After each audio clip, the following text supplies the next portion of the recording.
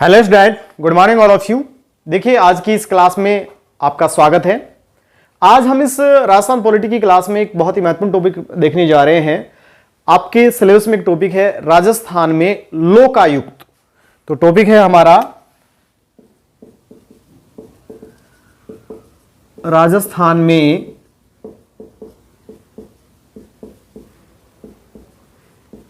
लोकायुक्त।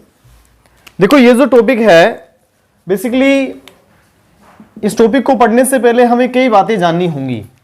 लोकायुक्त जो संस्था है, इसका मतलब क्या है? लोकायुक्त जो संस्था है, इसका क्या मतलब है, यह जानना हमें जरूरी है। देखो, लोकायुक्त और साथ में एक और शब्द है लोकपाल। लोकपाल, ठीक है। ये दोनों जो शब्द हैं, बेसिकली एक संस्था के तौर पर इन शब्दों का जो प्रादुर्भाव हुआ या शुरुआत जो हुई, अगर विश्व में हम आपसे बात करते हैं तो सबसे पहले ये जो कॉन्सेप्ट आया लोकायुक्त या लोकपाल का, बेसिकली वो आया, एक देश है, हम पढ़ते हैं स्वीडन। कौन सा कंट्री है? स्वीडन एक देश है हमारे पास। और इस स्वीडन में सबसे पहले 1809 ईस्वी में एक संस्था थी जिसका नाम था ओम्बुड्समैन। कौन सी संस्था? ओम्बुड्समैन जो संस्था है, इस संस्था का विचार आया सबसे पहले किस देश में आया? और सबसे पहले ये विचार आया स्वीडन देश में। अगर मैं लिखना चाहूं तो ये संस्था है, नाम क्या था? ओम्बुड्समैन। इस संस्था का काम क्या था? बेसिकली संस्था का काम था प्रशासन में जो व्याप्त भ्रष्टाचार है, ठीक है, प्रशासन में व्याप्त जो अकुशलता है, प्रशासन में जो व्याप्त न्यूनतम संवेदनशीलता है, मतलब हम ये कहें कि भाई लोगों जो कर्मचारी है या प्रशासनिक जो वर्ग है वो बिल्कुल भी संवेदनशील नहीं है, इन सभी लोगों के प्रति या इनकी कार्यकुशलता के प्रति जो इनकी शून्यता है, इसकी जांच कर इनकी जब शिकायत होती है तो शिकायतों की जांच करना यह कार्य था किसका? ओम्बुड्समैन का। एक बार वापस ध्यान दीजिएगा, मैं क्या कहना चाह रहा हूं। मैं यहां बताना चाह रहा हूं कि प्रशासन में भ्रष्टाचार, इनकी कार्यकुशलता, ठीक है, इनका कार्य करने का तरीका, ठीक है, इनकी लोगों के प्रति जो जवाबदेही है, उसको सारी चीजों की, अगर मान लो प्रशासन में ये सारी चीजें व्याप्त हैं, तो इन सारी चीजों के प्रति जो शिकायत होंगी, उन शिकायतों की जांच करने का काम था किसका? ओम्बुड्समैन का। और ये शुरुआत कहां हुई? सबसे पहले स्वीडन में। अब चूंकि भाई प्रशासन में ये सारी भ्रष्टाचार वगैरह, एक कार्यकुशलता, समय पर कार्यबद्धता नहीं होना, या फिर हम ये कहें कि भाई प्रशासनिक कर्मचारियों का जवाबदेह नहीं होना, ये सारी बातें तो हर देश में है। तो प्रत्येक देश में इन संस्थाओं की मांग होने लगी, ठीक है। तो सबसे पहले आपसे पूछा जाए कि भाई विश्व में सबसे पहले लोकायुक्त या लोकपाल जैसी संस्था जिसका नाम था ओम्बुड्समैन, इस संस्था का प्रादुर्भाव कहां हुआ? तो सबसे पहले कहां हुआ? स्वीडन में हुआ। अब मैं बात करता हूं भारत की। भारत में क्या हुआ? 1966 ईस्वी में, 5 जनवरी 1966 ईस्वी को प्रथम प्रशासनिक सुधार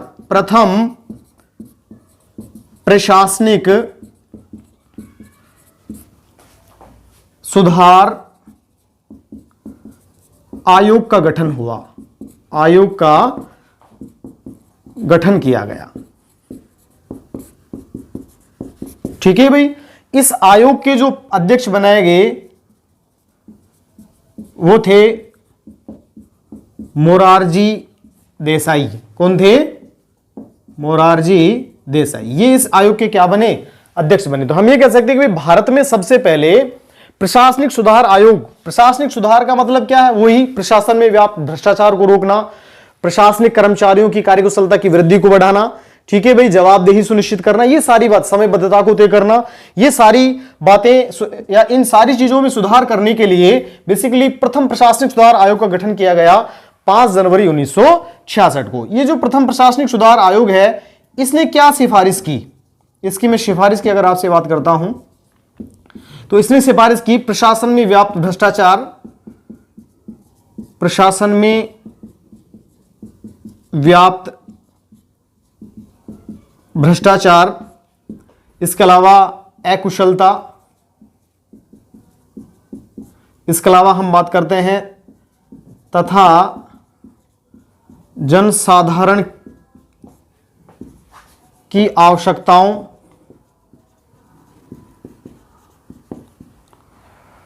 के प्रति संवेदन न्यूनता के विरुद्ध शिकायतों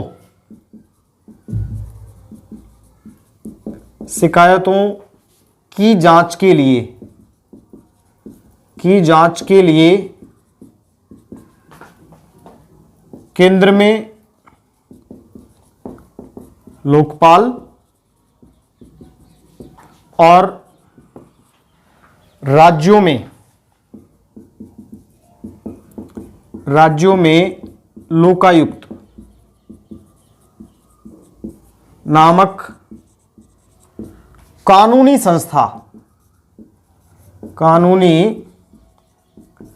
संस्था के गठन की सिफारिश की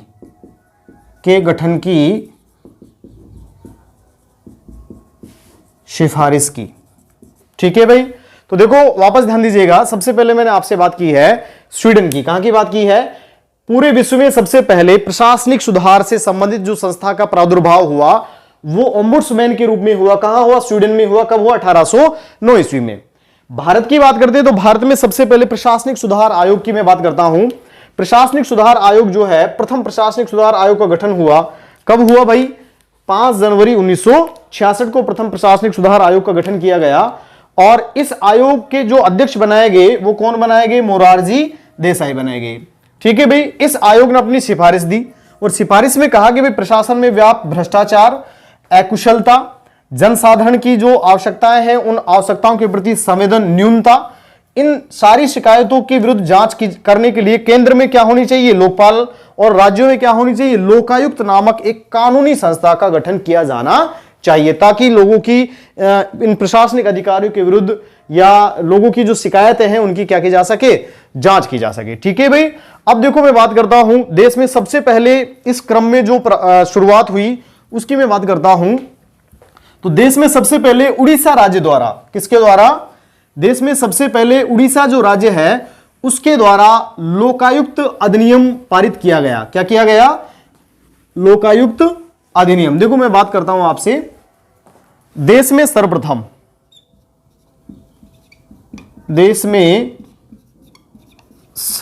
आपसे पूछा जाए कि भाई देश में सबसे पहले लोकायुक्त अधिनियम जो है वो कहां पारित हुआ, तो मैं बात कर रहा हूं देश में सबसे पहले लोकायुक्त संस्था के गठन हेतु सर्वप्रथम उड़ीसा राज्य में, कौन से राज्य में? सबसे पहले उड़ीसा राज्य में लोकायुक्त अधिनियम पारित किया गया। लोकायुक्त अधिनियम पारित किया गया। ठीक है भाई। अब देखो लोकायुक्त अधिनियम तो पारित कर दिया, कब किया गया? कहां किया गया? सबसे पहले उड़ीसा में किया गया। कब किया गया? 1970 ईस्वी में। कब किया गया? 1970 ईस्वी। 1970 ईस्वी में देश में सबसे पहले उड़ीसा राज्य के द्वारा लोकायुक्त अधिनियम क्या किया गया? पारित किया गया। लेकिन लोकायुक्त नामक संस्था का गठन, अधिनियम तो पारित हो गया, लेकिन मैं यह बात करता हूं लेकिन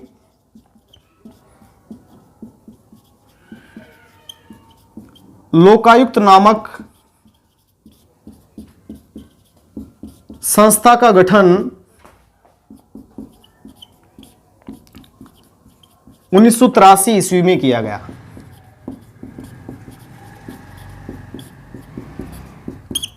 कब किया गया? लोकायुक्त नामक जो संस्था है, इस संस्था का गठन कब हुआ? 1983 ईस्वी में। तो यह बात ध्यान रखने वाली है, सबसे पहले अधिनियम पारित हुआ कहां?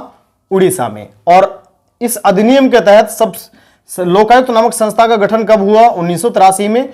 अधिनियम कब पारित हुआ? 1970 में। ये दोनों बातें अलग हैं। अधिनियम का पारित हो जाना और लोकायुक्त नामक संस्था का गठन हो जाना, ये दोनों बातें अलग अलग है। ठीक है। तो अधिनियम पारित कब हुआ? 1970 में। और लोकायुक्त नामक संस्था का गठन किया गया 1983 ईस्वी में। अब मैं बात करता हूं उसके बाद देखो 1971 ईस्वी में, 1971 ईस्वी में महाराष्ट्र राज्य द्वारा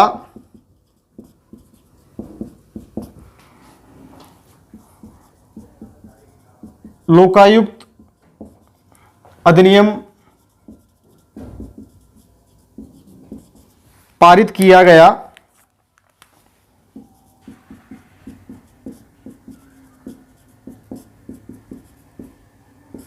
तथा 1971 ईस्वी में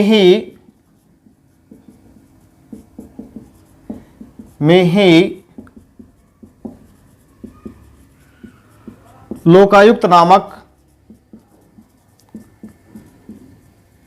संस्था का गठन किया। अब देखिए दोनों बातें अलग अलग हैं। अधिनियम सबसे पहले कहां पारित हुआ? उड़ीसा में। कब पारित हुआ? 1970 में। ठीक है। और उसके बाद 1971 ईस्वी में महाराष्ट्र में अधिनियम पारित हुआ, लेकिन 1971 ईस्वी में ही महाराष्ट्र में किसका गठन हो गया? लोकायुक्त नामक संस्था का क्या कर दिया गया? गठन कर दिया गया। अब देखो यहां संस्था का गठन कब हुआ? 1983 में। और यहां संस्था का गठन कब हुआ? 1971 में। तो संस्था का, लोकायुक्त नामक संस्था का गठन करने वाला पहला राज्य कौन सा था? वो था हमारा महाराष्ट्र। हम कह सकते हैं महाराष्ट्र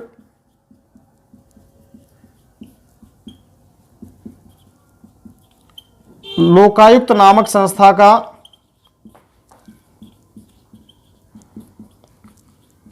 का गठन करने वाला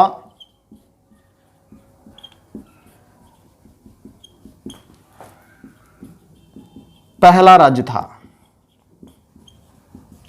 ठीक है भाई, क्लियर हुआ? तो दोनों बातें देखो, आपसे पूछा जाए कि देश में सबसे पहले लोकायुक्त संस्था का गठन कहां हुआ? महाराष्ट्र में हुआ। सबसे पहले लोकायुक्त के लिए अधिनियम कहां पारित हुआ? उड़ीसा में पारित हुआ।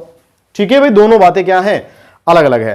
देखो आपको ध्यान होगा, एक समाज सेवी अन्ना हजारे द्वारा दिल्ली में बेसिकली एक बहुत बड़ा आंदोलन किया गया लोकायुक्त संस्था को, लोकपाल और लोकायुक्त को लेकर के। या प्रशासनिक अधिकारियों के विरुद्ध जो भ्रष्टाचार देश में उस समय बड़े बड़े घोटाले हुए थे, उन घोटालों की जांच करने के लिए अन्ना हजारे के नेतृत्व में एक आंदोलन चला 2013 में। और अन्ना हजारे के द्वारा 13 दिन का आमरण अनशन किया गया। ठीक है। उस आमरण अनशन के बाद आगे चलकर 16 जनवरी 2014 में बेसिकली भारत सरकार के द्वारा लोकायुक्त और लोकपाल और लोकायुक्त, केंद्र में लोकपाल और राज्यों में लोकायुक्त नामक संस्था के लिए एक अधिनियम क्या किया गया?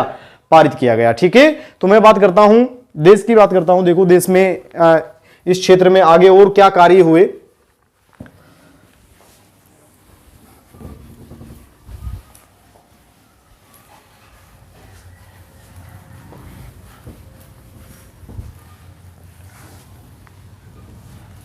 तो मैं कह सकता हूं, देखो देश में प्रसिद्ध समाज सेवी अन्ना हजारे द्वारा 2013 में 13 दिन का आमरण अनशन किया गया लोकपाल और लोकायुक्त नामक संस्थाओं के गठन के लिए। फलस्वरूप भारत सरकार द्वारा 16 जनवरी 2014 को मैं कह सकता हूं देश में लोकपाल एवं लोकायुक्त संस्थाओं के गठन, लोकायुक्त संस्थाओं के गठन हेतु प्रसिद्ध समाज सेवी अन्ना हजारे द्वारा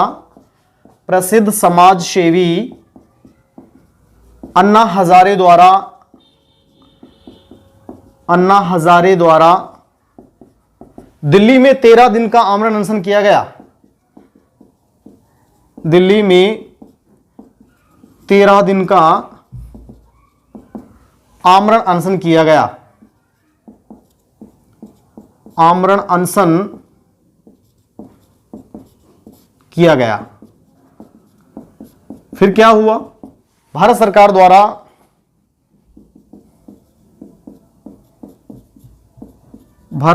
द्वारा लोकपाल एवं लोकायुक्त अधिनियम, लोकपाल एवं लोकायुक्त अधिनियम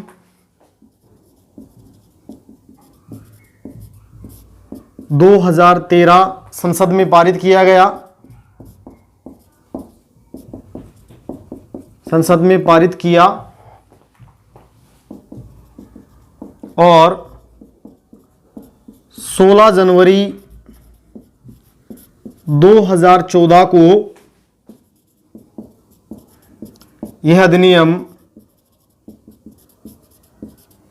संपूर्ण देश में संपूर्ण देश में लागू कर दिया गया। ठीक है भाई, आपसे पूछा जाए कि भाई भारत में लोकपाल एवं लोकायुक्त नामक जो संस्थाएं हैं, इन संस्थाओं के लिए अधिनियम कब पारित हुआ? 2013 में। और देश में यह अधिनियम लागू कब हुआ? 16 जनवरी 2014 को लागू हो गया। ठीक है, देखो उसके बाद मैं बात करता हूं, सबसे पहले अगर यहां बात की जाए, अब केंद्र में तो लोकपाल का गठन होना है, लोकपाल नामक संस्था का गठन होना है। राज्यों में कौन सी संस्था का गठन होना है? लोकायुक्त नामक संस्था का गठन होना है। केंद्र सरकार द्वारा 2019 में प्रथम लोकपाल की नियुक्ति केंद्र सरकार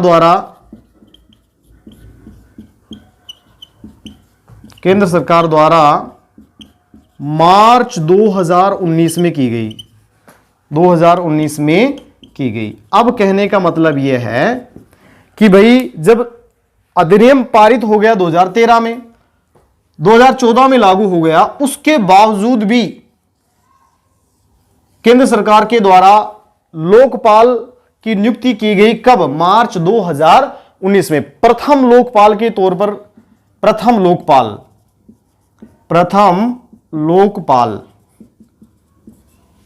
पिनाकी चंद्र घोष इसकी नियुक्ति करी। अब हम यह कह सकते हैं कि देखो सरकारें कितनी संवेदनहीन है।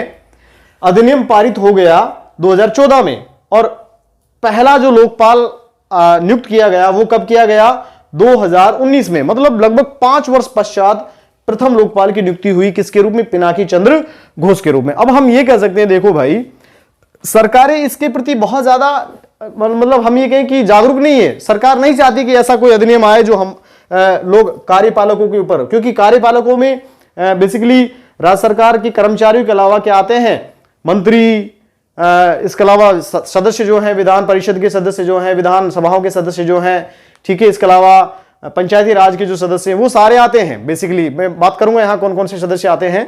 ठीक है, तो अब उन सबके ऊपर अगर नकेल कसी जाए तो ऐसा कानून क्यों पारित होगा? ठीक है, लेकिन फिर भी दबाव में पारित हुआ 2014 में और 2019 में जाकर के मार्च 2019 के जो चुनाव थे, उन चुनाव से जस्ट पहले आवाज उठी कि भाई अभी तक लोकपाल की नियुक्ति नहीं हुई है, तो उन चुनावों से जस्ट पहले नियुक्ति की गई। किसकी? प्रथम लोकपाल की, पिनाकी चंद्र घोष के रूप में। देखो लोकपाल की जब बात करते हैं तो वर्तमान में एक अध्यक्ष और 8 सदस्य लोकपाल नामक जो संस्था है उसमें रहते हैं। ठीक है, एक अध्यक्ष रहता है और कितने सदस्य रहते हैं? 8 रहते हैं। तो अभी तक देखो सारी जो बातें हमने आपसे की हैं वो लोकपाल को लेकर के की। हाँ देखिए, अब मैं आपसे बात करता हूं राजस्थान में लोकायुक्त की। अब तक हमने लोकपाल के बारे में कुछ डिस्कशन किया है। देखो राजस्थान में राजस्थान प्रशासनिक सुधार समिति का गठन हुआ 1963 में। 1963 ईस्वी में राजस्थान प्रशासनिक समिति का गठन किया गया। सबसे पहले 1963 ईस्वी में राजस्थान प्रशासनिक सुधार समिति का गठन किया गया और उस समिति ने रिपोर्ट दी कि भाई प्रशासन में सुधार करने के लिए, कार्यकुशलता में वृद्धि करने के लिए, भ्रष्टाचार को कम करने के लिए एक लोकायुक्त नामक संस्था या कोई ना कोई जो कानूनी संस्था है उसका गठन क्या होना चाहिए? करना चाहिए। ऐसी सिफारिश राजस्थान प्रशासनिक सुधार अधिनियम समिति द्वारा की गई। मैं कह सकता हूं 1963 ईस्वी में राजस्थान प्रशासनिक सुधार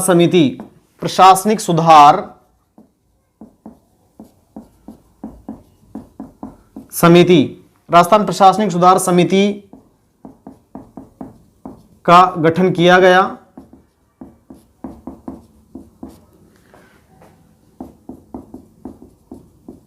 जिसने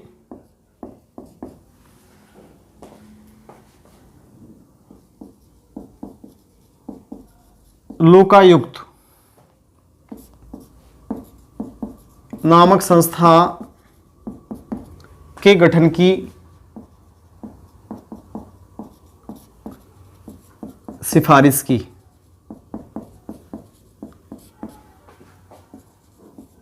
ठीक है भाई, फिर क्या हुआ? राजस्थान सरकार ने 1973 ईस्वी में राजस्थान सरकार ने राजस्थान लोकायुक्त एवं उप लोकायुक्त अधिनियम पारित किया। ठीक है, और इस अधिनियम को लागू किया गया पूरे राज्य भर में, वो किया गया 3 फरवरी 1973 को। तो मैं देखो बात करता हूं कि 1963 ईस्वी में राजस्थान राज्य प्रशासनिक सुधार समिति का गठन हुआ। इस समिति ने सिफारिश की कि भाई क्या होनी चाहिए, लोकायुक्त नामक एक संस्था होनी चाहिए। और आगे चलकर 1973 ईस्वी में मैं बात करता हूं राजस्थान में लोकायुक्त एवं उप लोकायुक्त अधिनियम 1973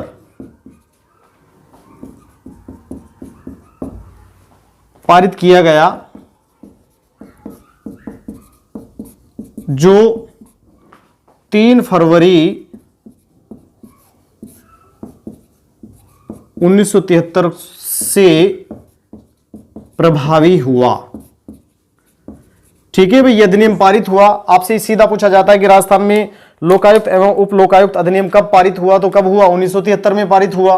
और लागू कब किया गया, 3 फरवरी 1973 को क्या किया गया, लागू किया गया। ठीक है भाई, राजस्थान में प्रथम लोकायुक्त वो थे ID दुआ। कौन थे, राजस्थान में प्रथम लोकायुक्त कौन थे, श्री ID दुआ। ठीक है, ये राजस्थान के प्रथम लोकायुक्त थे। और प्रथम उप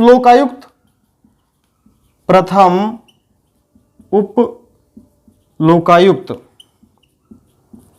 ये थे KPU मेनन। कौन थे, KPU मेनन। तो प्रथम लोकायुक्त तो थे ID दुआ और प्रथम उप लोकायुक्त थे कौन, KPU मेनन। अब देखो मैं बात करता हूं कि भाई राजस्थान में सबसे पहले 1963 ईस्वी में राजस्थान प्रशासनिक सुधार समिति जो है, इस समिति के द्वारा लोकायुक्त संस्था के गठन की सिफारिश की गई। और 1973 ईस्वी में एक अधिनियम पारित कर दिया गया, लोकायुक्त और उप लोकायुक्त अधिनियम। और 3 फरवरी 1973 को ये क्या हो गया, लागू हो गया, प्रभावी हो गया। और इस अधिनियम के तहत ही प्रथम लोकायुक्त की क्या हो गई, नियुक्ति हो गई। कौन थे, ID दुआ राजस्थान के प्रथम लोकायुक्त। और प्रथम उप लोकायुक्त की बात करते हैं तो KPU मेनन थे। अब मैं बात करता हूं, देखो इस लोकायुक्त की नियुक्ति कौन करता है, लोकायुक्त और उप लोकायुक्त दोनों की बात करता हूं मैं। देखो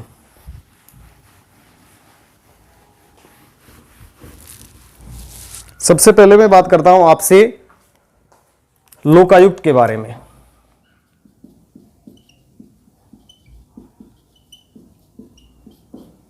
लोकायुक्त की नियुक्ति, देखो लोकायुक्त जो है इसकी नियुक्ति होती है राज्यपाल के द्वारा। राज्यपाल के द्वारा निम्न से परामर्श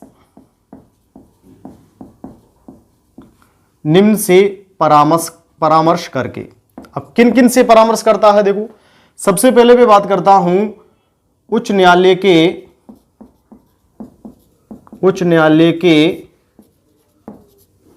मुख्य न्यायाधीश, इससे परामर्श करता है। दूसरा मैं बात करता हूं विधानसभा में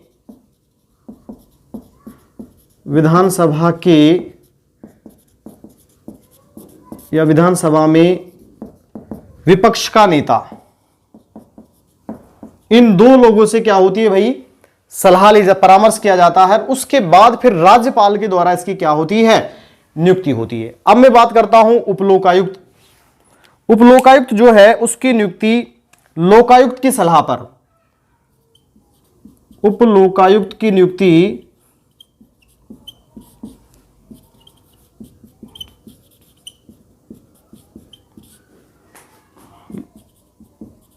लोकायुक्त की सलाह पर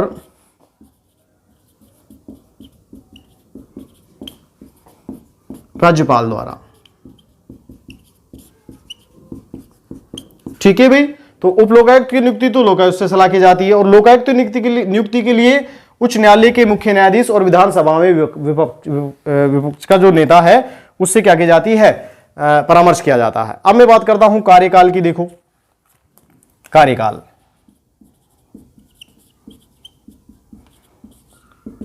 देखो कार्यकाल की जब बात की जाती है तो लोकायुक्त और उप लोकायुक्त दोनों का जो कार्यकाल है वो 5 वर्ष या 65 वर्ष की आयु, जो भी पहले हो, जो भी पहले हो। ठीक है भाई, चाहे 5 वर्ष की आयु पहले हो जाए, चाहे हम कहें कि 65 वर्ष 5 वर्ष पहले हो जाए, चाहे 65 वर्ष की क्या हो जाए, आयु पहले हो जाए, जो भी पहले हो वो इनका क्या होगा, कार्यकाल होगा। देखो राजस्थान में क्या हुआ, बीजेपी गवर्नमेंट जो है उसके द्वारा 2018 में इसका कार्यकाल बढ़ा दिया गया। कार्यकाल कितना कर दिया गया, 8 वर्ष कर दिया गया, 8 वर्ष का। ठीक है भाई, लेकिन 2019 में वापस से घटाकर ये कितना कर दिया गया, 5 वर्ष कर दिया गया। ये ध्यान रखना भाई, 2018 में बढ़ाकर 8 वर्ष हो गया था, लेकिन 2019 में वापस से गहलोत सरकार ने घटाकर इसको क्या कर दिया, 5 वर्ष कर दिया। ठीक है भाई, तो ये देखो नियुक्ति की बात हुई और इसकी किसकी बात हुई, कार्यकाल की बात हुई।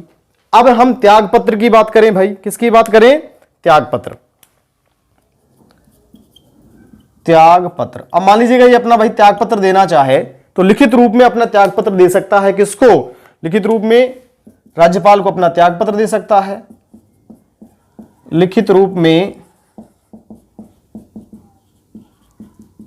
राज्यपाल को दे सकता है। ये तो हुई अपनी मर्जी से त्यागपत्र देना। लेकिन मान लीजिएगा इसको हटाया जाए, ये अपना पद का सही तरीके से कर्तव्य निर्वहन नहीं कर रहा है, तो फिर इसको क्या किया जाएगा, हटाया जाएगा। हटाए जाने के लिए क्या प्रक्रिया है वो मैं बात करता हूं। देखो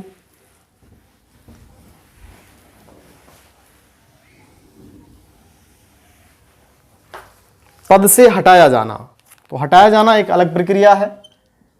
पद से हटाया जाना,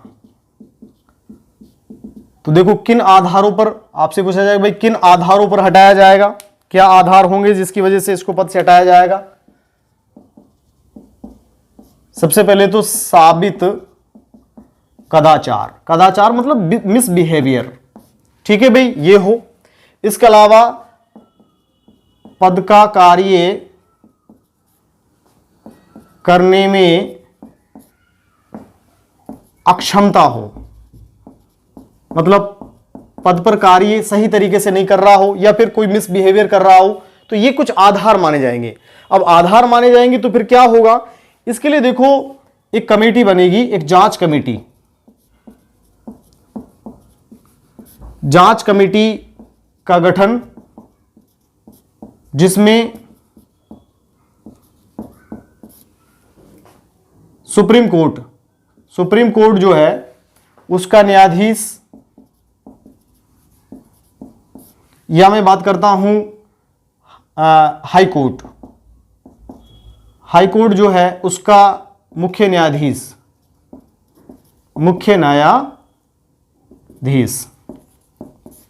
ये लोग होंगे जांच के लिए। या तो सुप्रीम कोर्ट का कोई न्यायाधीश हो सकता है या हाई कोर्ट का क्या हो सकता है, मुख्य न्यायाधीश। इनके नेतृत्व में क्या होगी, जांच होगी। जांच के बाद जांच रिपोर्ट जो है, जांच रिपोर्ट किसको सौंपी जाएंगी, जांच रिपोर्ट राज्यपाल को सौंप दी जाएगी, जो भी जांच होगी। ठीक है, फिर राज्यपाल क्या करेगा, राज्यपाल इस रिपोर्ट को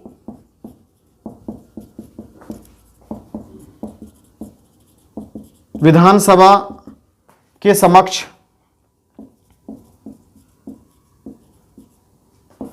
प्रस्तुत करेगा या रखवाएगा। उसके बाद क्या होगा, इस पे वोटिंग होगी। विधानसभा में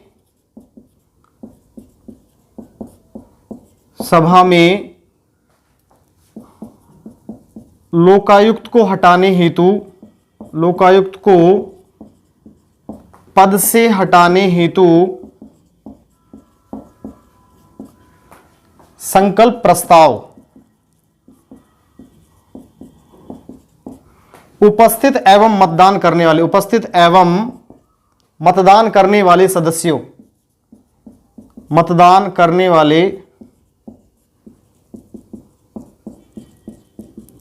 सदस्यों के 2/3 बहुमत से पारित होना चाहिए। पारित होने के बाद राज्यपाल द्वारा हटाया जाएगा। राज्यपाल द्वारा हटाया जाएगा। आप देखो इस पूरी प्रक्रिया को दोबारा समझिए आप।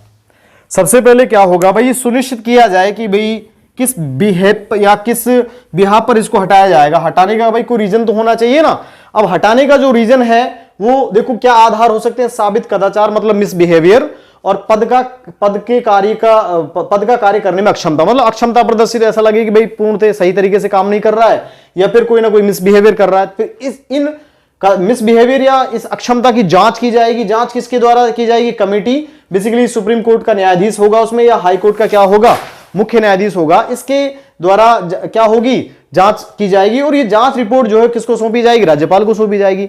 राज्यपाल इस रिपोर्ट को कहां क्या करेगा, विधानसभा के समक्ष रखवाएगा, विधानसभा में इसको लेकर आएगा, विधानसभा के समक्ष इसको प्रस्तुत करेगा, और विधानसभा में फिर क्या होगा, इसको पद से हटाने के लिए एक संकल्प प्रस्ताव पारित किया जाएगा। और वो संकल्प प्रस्ताव कितने सदस्य विधानसभा में उपस्थित, देखो दोनों बातें, उपस्थित एवं मतदान करने वाले, मान लो मतदान करने वाले जो सदस्य हैं वो 100 हैं, ठीक है, तो इनका लगभग कितना 2/3 पार्ट जो है इस संकल्प प्रस्ताव पर क्या होना चाहिए, अपना वोट डालना चाहिए। लगभग 66 लोग अगर इस पर कह देंगे कि भाई इस प्रस्ताव पर वोट डाल देंगे कि इसके पक्ष में कि भाई हटाया जाए, तो लगभग 2/3 बहुमत से संकल्प प्रस्ताव क्या होना चाहिए, पारित होना चाहिए। उसके बाद फिर राज्यपाल इसको पद से क्या कर देगा, हटा देगा। समझ में आया भाई, तो पद से हटाने का ये इसकी पूरी प्रक्रिया थी, ठीक है। उसके बाद देखो मैं बात करता हूं वेतन। वेतन जो है लोकायुक्त का वेतन और दूसरा है उप लोकायुक्त का वेतन।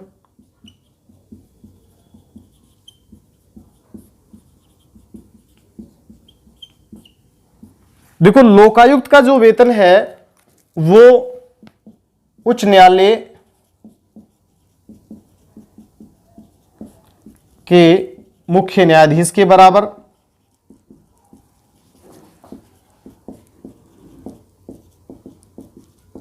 ठीक है भाई, और उप लोकायुक्त का उच्च न्यायालय के न्यायाधीश के बराबर, उच्च न्यायालय के न्यायाधीश के बराबर, ठीक है भाई। तो उच्च न्यायालय का मुख्य न्यायाधीश और उच्च न्यायालय का क्या न्यायाधीश, इनके बराबर इनका क्या होगा, वेतन होगा, उच्च न्यायालय के न्यायाधीश के बराबर और उच्च न्यायालय के मुख्य न्यायाधीश के बराबर, ठीक है। तो लोकायुक्त का जो वेतन होगा वो तो मुख्य न्यायाधीश के बराबर होगा, और उप लोकायुक्त का जो वेतन होगा वो न्यायाधीश के बराबर होगा, ठीक है भाई। ये हम बात कर रहे हैं किसकी, वेतन की। देखो वेतन के बाद आगे मैं क्षेत्र अधिकार की बात करता हूं आपसे, बहुत ही महत्वपूर्ण जो पॉइंट मैं आपसे डिस्कशन करने जा रहा हूं। हाँ देखो एक चीज और मैं बता देता हूं, ये जो वेतन है इस वेतन में नियुक्ति के पश्चात कोई चेंजेस नहीं होगा, नियुक्ति के पश्चात अपरिवर्तन। मान लीजिएगा भाई जब इनकी पोस्टिंग हुई तो उस समय मान लीजिएगा इनको 1 लाख रुपए वेतन मिलता है, और उसके बाद सरकार चाहती है कि इसका वेतन घटा के 80,000 कर दिया जाए, तो 80,000 बिल्कुल ठीक है, कर सकती है, लेकिन वो आने वाले जो लोकायुक्त है उस पर इफेक्ट होगा, यहां इन पर इफेक्ट नहीं होगा, ठीक है। इनका वेतन तो उतना ही होगा, ठीक है। तो पद पर नियुक्ति के पश्चात इनके वेतन में कोई परिवर्तन संभव नहीं है। अब मैं बात करता हूं नेक्स्ट क्षेत्राधिकार की।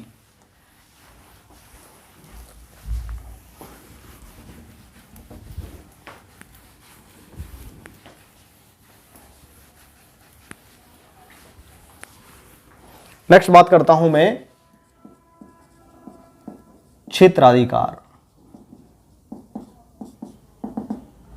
देखो कौन कौन लोग इसके क्षेत्राधिकार से बाहर हैं और किन किन लोगों पर मतलब जांच हो सकती है। हम ये कह सकते हैं देखो क्षेत्राधिकार में अगर बाहर वाले लोग पढ़ ले तो बाकी सब जो है वो इसके क्षेत्राधिकार में आएंगे। क्षेत्राधिकार से बाहर कौन कौन है, देखो सबसे पहले तो राज्यपाल की जांच नहीं कर सकता ये, और मुख्यमंत्री की जांच नहीं कर सकता। अब यहां आता है मंत्रियों की जांच कर सकता है,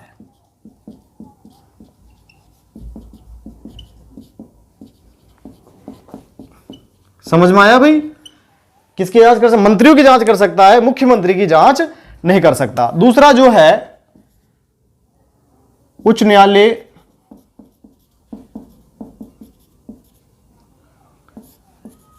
के मुख्य न्यायाधीश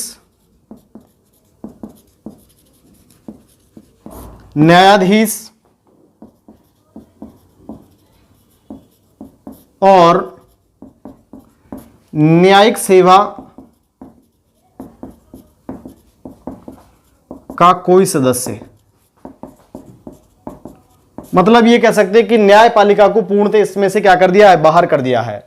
ठीक है, उसके बाद नेक्स्ट में बात करता हूं, बहुत ही महत्वपूर्ण है, महालेखाकार।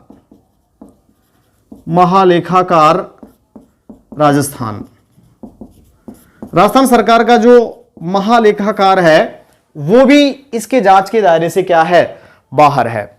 उसके बाद नंबर 4 में बात करता हूं आरपीएससी जो राजस्थान लोक सेवा आयोग है के अध्यक्ष एवं सदस्य, ये भी इसके जांच के दायरे से बाहर है। ठीक है भाई, आरपीएससी के अध्यक्ष और सदस्य ये भी जांच के दायरे से बाहर हैं। नेक्स्ट में बात करता हूं मुख्य निर्वाचन आयुक्त,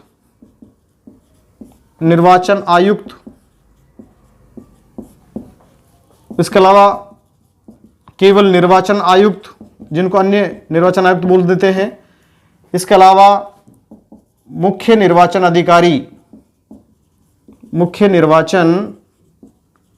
अधिकारी मतलब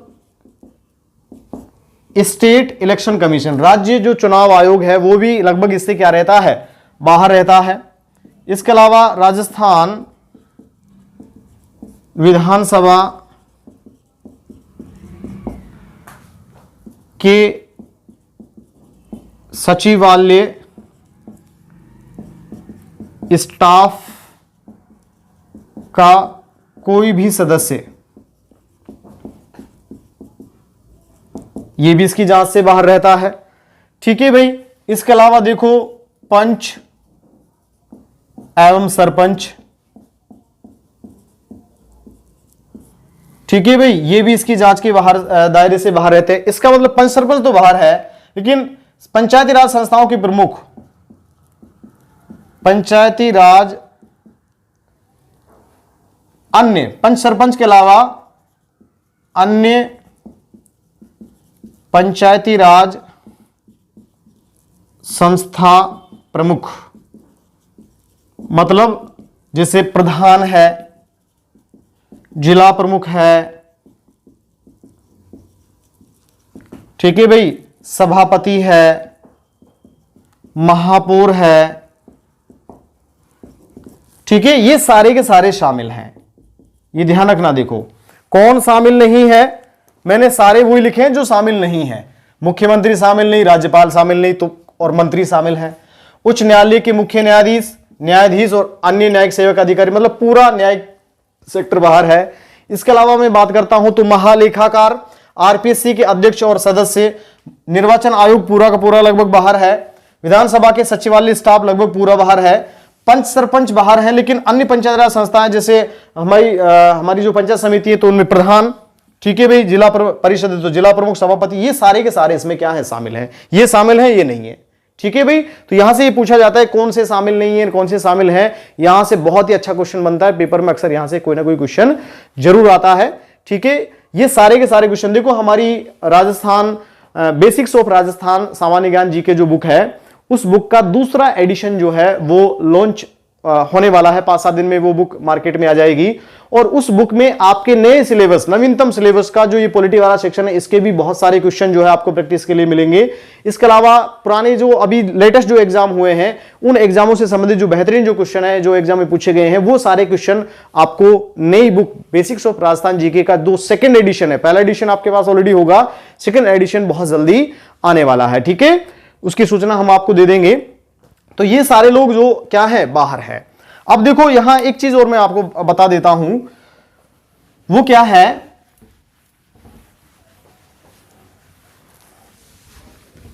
अगर मान लो किसी भी शिकायत को घटित हुए लगभग 5 साल हो गए, कितने हो गए, 5 वर्ष, हम ये कह सकते हैं घटना के घटित होने के बाद, घटना के घटित होने के बाद होने के 5 वर्ष बाद जांच संभव नहीं। इसका मतलब क्या है? इसका मतलब यह है कि भाई किसी भी घटना को घटित हुए अगर मान लो 5 वर्ष से ज्यादा हो गए तो उसकी जांच ये लोकायुक्त नहीं करता है। ठीक है भाई, पहली बात। दूसरी बात, अगर झूठी शिकायत पर शिकायतकर्ता को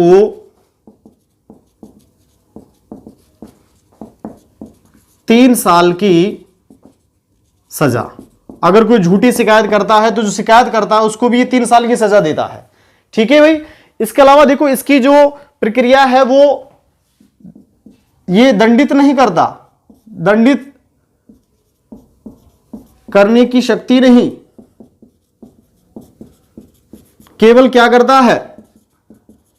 जांच करता है। ठीक है भाई। इसके अलावा देखो अगर मैं आपसे बात करूं, आपसे पूछा जाए कि भाई पहले लोकायुक्त कौन है, तो पहले लोकायुक्त प्रथम की मैंने आपसे बात कर ली है।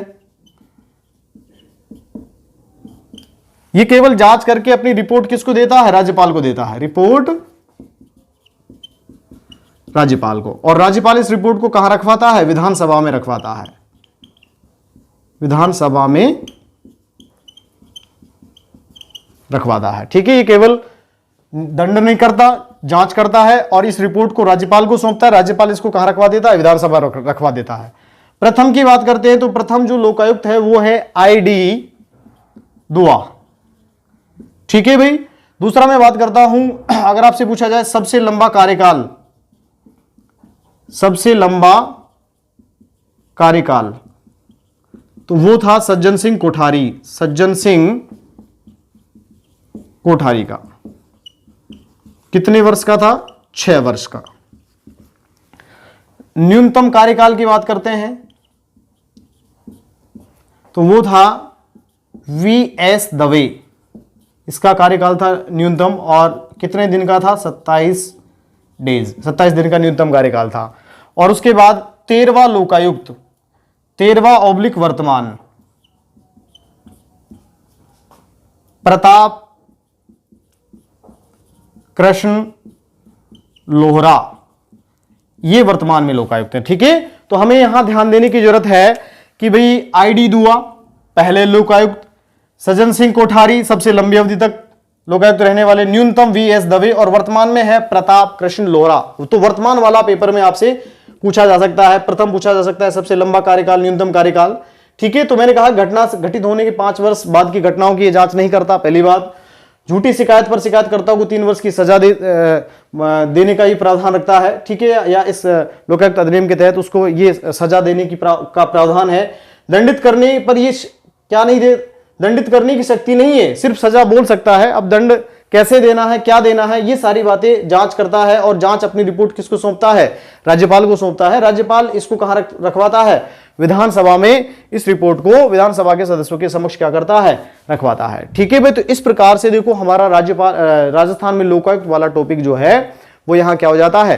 कंप्लीट हो जाता है। छोटा सा टॉपिक है, पेपर की दृष्टि से महत्वपूर्ण है। निश्चित रूप से यहां से कोई ना कोई क्वेश्चन आपसे पेपर में पूछा जा सकता है। तो आज के लिए मैं इस क्लास में इतनी बात करता हूं। धन्यवाद।